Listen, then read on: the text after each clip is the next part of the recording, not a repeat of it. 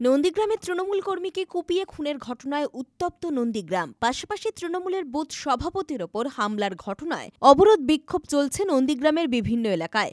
জানা গিয়েছে, কৃষি সমবায় ব্যাংকে নন্দীগ্রামে বিপুল জয়ের মুখ দেখেছে বিজেপি। এরপর রাতভর বিজেপি আশ্রিত দুষ্কৃতীরা তৃণমূল কর্মী সমর্থকদের ওপর হামলা চালায়। দুষ্কৃতীরা নন্দীগ্রামের কালীচরণপুর এলাকায় তৃণমূল কর্মী বিষ্ণুপদ মণ্ডলকে ভোজালি দিয়ে কুপিয়ে খুন করে বলে অভিযোগ। কালকের হয়েছিল বলতে, কালকে নন্দীগ্রাম ব্যাংকের ভোট ছিল, যেটা কাঞ্চননগর দিদারুদ্দিন বিদ্যাভবনে হচ্ছিল। তো এখানকার আমাদের অল্প স্বল্প ভোটার আছে। আমি বাড়ি থেকে যদিও বেরোইনি, আমার বাড়িতে কাজ হচ্ছিল। তো ভোটাররা ভোট দিতে চলে গেছে। ঠিক ভোটের রেজাল্ট হওয়ার পরে বিজেপির কিছু দুষ্কৃতী আমার এলাকারই সবাই ওই এসে এখানে সেই ৬টা থেকে রাত্রি ১০টা পর্যন্ত তাণ্ডব চালাচ্ছে। আমার বাড়ির মা বোনদেরও একদম অশ্লীলভাবে গালাগালি করছে। সেটা আমরা প্রতিবাদ করেছিলাম যে কেন তোমরা করছো, তোমরা ভোটে জিতেছো, তোমরা বলতেই ওরা আর কোনো কথা বলেনি। সঙ্গে সঙ্গে হাতের মধ্যে একটা ধারালো অস্ত্র ছিল, মেরেছে। আমার হাতটা কেটে ঝুলে গেছে। আমার ভাইও বাঁচাতে যায়, আমার এখানটা মারতে গেছিল, কিন্তু আমার ভাই দুর্ভাগ্যজনক আমার ভাই আর নেই। আমি চাই ওদের ফাঁসি হোক।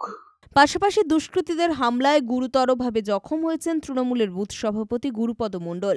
এই ঘটনায় ব্যাপক উত্তপ্ত উঠেছে গোটা নন্দীগ্রামে। কালকের ওই তো তারা কি খেতে যাচ্ছিল, ভাত খেতে যাচ্ছিল, তারপরে তারা কি বাইরে থেকে এসে দরজা লাথি মেরে দরজা খুলতে বলে, খোলার জন্যই তার দু ভাইকে এরকম মারি। একজনকে হাত পুরা কেটে ঝুলিয়ে দিচ্ছে, আর একজন ওই যে পেটে ছুরি গাচ্ছে।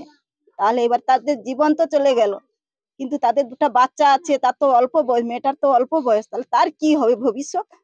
সেটা তার জন্য তাদের যারা এসেছিল তাদের জন্য এর জীবন যেমন যাইছে, তাদেরও যেন এইভাবে জীবন যায়। জীবনের বদলে জীবনের শাস্তি চাই। উপরন্তু এদের তো যেহেতু এই জীবন, দুটো ছোট ছোট বাচ্চা, এদের কিছু কাজ হোক, কিছু যারা এসেছিল তারা কি বিজেপি করে আর এরা তৃণমূল করে, ঠিক আছে না? সেখানে যায়নি, এরা বাড়িতেই দু ভাই কাজ করছিল। কালকে ধান ঝাড়ানো হয়েছিল, এরা দু ভাই বাড়িতেই ছিল। এবার রাত্রে ভাত খাবে বলে ভাত বাড়তেও যাইছে, দরজা লাগিয়ে ভাত বাড়তে যাইছে, তার সঙ্গেও বাইরে এসে এরকম লাথি মারছে আর চাকু টাকু নিয়ে তারা আসছে। কিন্তু এনে তো আর যায়নি, এনে যায় এমনি যেরকম প্রত্যেকদিন রোজ নাকি বল ভাষা করে। সকাল থেকে স্থানীয় তৃণমূল নেতৃত্বের তরফে দফায় দফায় চলছে অবস্থান বিক্ষোভ। রাস্তার ওপরে টায়ার জ্বালিয়ে পথ অবরোধে সামিল হয়েছেন তারা।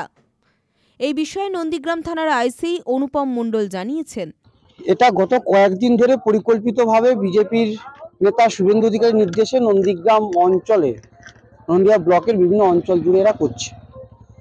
গতকাল এলডিপি ব্যাংকের নির্বাচন ছিল, শান্তিপূর্ণভাবে মানুষ তার গণতান্ত্রিক অধিকার প্রয়োগ করছিলেন। কিন্তু আমরা দেখতে পেলাম যে দিব্যেন্দু অধিকারী কাঁথি এবং খেজুরি থেকে প্রচুর বহিরাগত জল্লাদ এবং হারমাদদের নিয়ে এসে নন্দীগ্রামে বোম্বিং করা শুরু করে। শুভেন্দু অধিকারীর নির্দেশে দিব্যেন্দু অধিকারীর নির্বাচন ক্ষেত্রে প্রবেশ এবং বোম্বিং করার সময় একেবারে একই সময় ঘটেছে। ফলে গতকাল নির্বাচনকে ওরা বিপর্যস্ত করেছে, অনেক মানুষ ভোট দিতে পারেনি, এলাকা এলাকায় সন্ত্রাস করেছে, হুমকি দিয়েছে, ভোট দিতে বারণ করেছে। তো রেজাল্ট বাড়ানোর পর সারা রাত জুড়ে নন্দীগ্রাম ব্লকের বিভিন্ন অঞ্চলের বিভিন্ন বুথে তৃণমূল কংগ্রেস করার অপরাধে এরা অমানসিক এবং পাশবিক অত্যাচার করে। সেই অত্যাচারের শিকার হয়েছে 7 নম্বর জালপাই আমাদের যিনি বুথ সভাপতি রয়েছেন, সেই হচ্ছে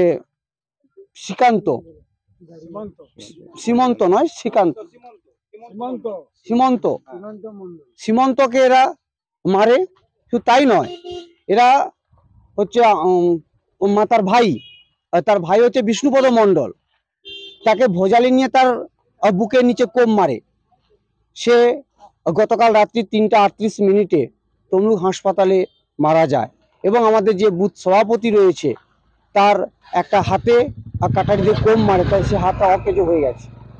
এইরকম এরা অত্যাচার করছে। আমরা আজকে সারা ব্লক জুড়ে প্রতিবাদে পথে নেমেছি এবং শুভেন্দু অধিকারীর নির্দেশ, মেঘনাথ পালের পরামর্শ, দিব্যেন্দু অধিকারীর উস্কানি, এই এলাকার নেতা চন্দন দাসের প্রত্যক্ষ নির্দেশে এই হত্যাকাণ্ড ঘটেছে। আমরা প্রশাসনের দ্বারস্থ হয়েছি। অবিলম্বে 72 ঘন্টার মধ্যে যারা এই হত্যাকাণ্ডের মাস্টারমাইন্ড তাদেরকে গ্রেপ্তার করতে হবে। ঘটনাটা শুনেছি, তো এই ঘটনার সঙ্গে ভারতীয় জনতা পার্টির কেউ যুক্ত নয়। এটা সম্পূর্ণ তাদের পারিবারিক বিষয় ছিল এবং দুজনই মদ্যপায়ী। মাতাল অবস্থায় যা ঘটনা ঘটেছে। পুলিশ আছে, তদন্ত করুক আর কীভাবে কী ঘটনা ঘটেছে। নিশ্চিত ঘটনাটা দুর্ভাগ্যজনক, যেভাবে হয়ে থাকুক। আমরা চাইব যে আইনের আশ্রয়ের মধ্যে দিয়ে যারা করেছে তাদের বিরুদ্ধে ব্যবস্থা নেওয়া হোক। ব্যুরো রিপোর্ট, খবর BCBS।